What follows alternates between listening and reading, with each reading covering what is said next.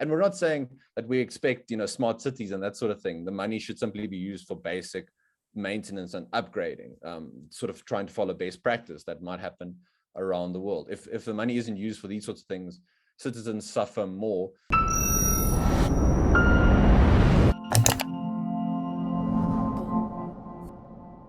South Africa's municipalities are failing.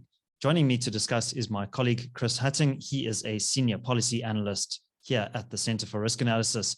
So Chris, you wrote in this week's Risk Alert, which goes out every Monday morning to clients of the CRA, about the dire state financially and operationally and in terms of the governance of South Africa's municipalities.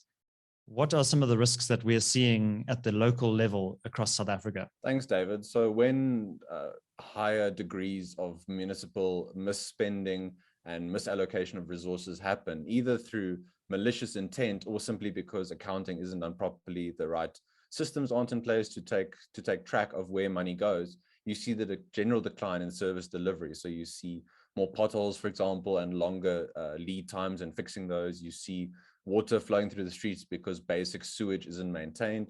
You also see power outages. Of course, in South Africa, that's also as a result of the issues with our state to run electricity provider Eskom, but also just municipalities can't handle those gaps as such when they do arise. So in terms of the latest report from the Auditor General, Ms. Maluleke, it pointed out that unfortunately only 41 out of South Africa's 257 municipalities had clean audits. And also these are the ones who submitted financial paperwork in the first place. So some wouldn't have been counted because they simply didn't account, as it were, if you'll excuse the pun, in the first place. Of those 41 that received clean audits, 22 were in the Western Cape, and not one municipality in the Free State received a clean audit. And this was the 5th year running that not a single municipality in that province received a clean audit. So in general, we're seeing a decline in terms of municipal performance. This is also, we can't just put it down to money being misallocated. We can also put it down to municipal councils and city councils simply not providing the right paperwork. But in general, it points to a system where money goes towards causes and interests instead of basic service delivery. And the outgoing Director General of the National Treasury, Dondo Mokgejane, he highlighted that around 170 municipalities are in financial distress. I think that's another red flag about the state of local government.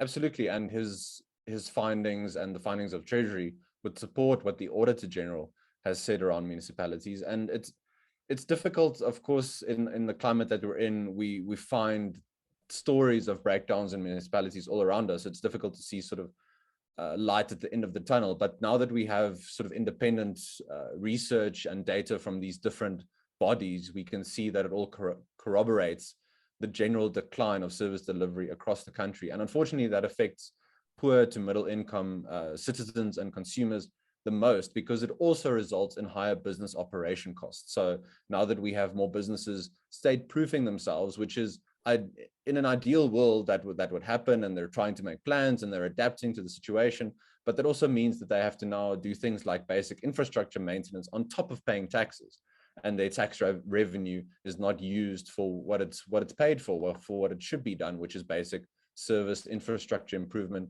and delivery. So as business costs increase, when businesses, for example, try to fix potholes or provide water or electricity to themselves and maybe some of the communities around them, they have to pass on those high operational costs to consumers. And as we know, in a high inflation, high fuel price, high food price context in which we are, which is likely to increase in coming months, consumers should brace for even higher prices that businesses are going to try and pass on to them in the long run. And I think another risk, Chris, is that many of these municipalities are not investing in maintenance of basic infrastructure, and this makes them vulnerable to natural weather events, extreme natural disasters, for example, like what we saw with the floods in KZN in April. Do you think that we are compromising the kind of the basic safety of citizens here? This is not just a financial problem.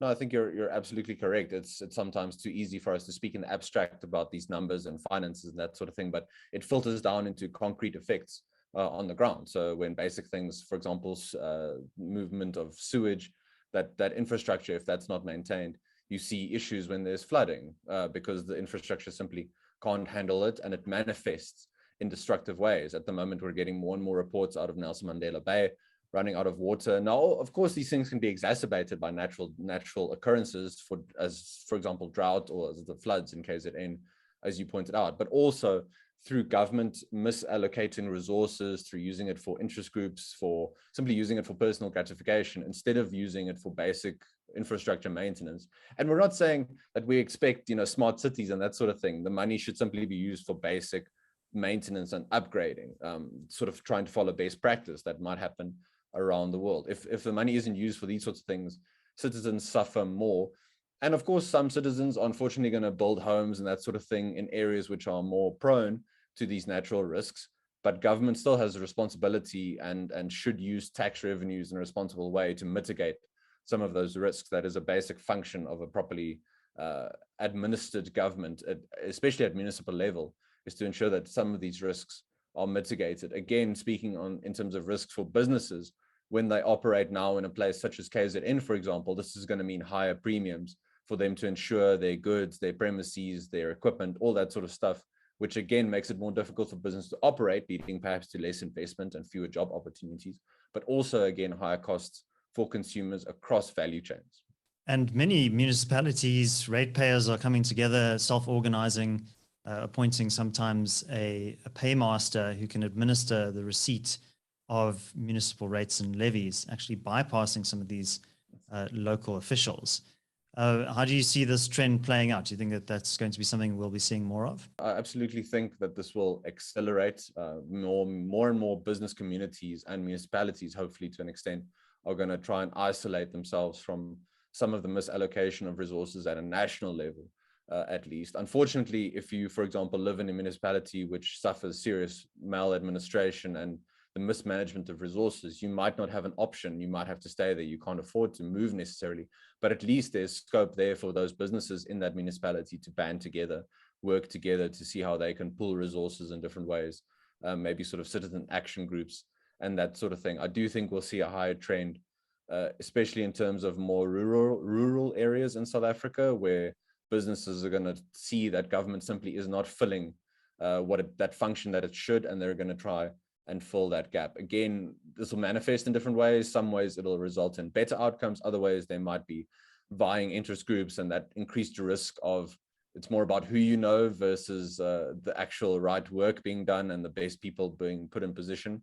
But it's all ultimately going to result in, I think, power being decentralized from a more national or provincial towards a more municipal and local level. Chris Hattingh, thank you very much. Let's hand over to you, our audience. Are you experiencing a decline in service delivery in your municipality? Leave your thoughts down in the comments section below. Also, a quick notice that we at the CRA are looking for a new analyst to join our team. So if you think you have what it takes, if you have a strong interest in politics and economics, and you're a good writer and speaker, please do get in touch with us. Send us your CV and writing samples at info@cra-sa.com. My name is David Ansara. This is the CRA. Until next time, take care.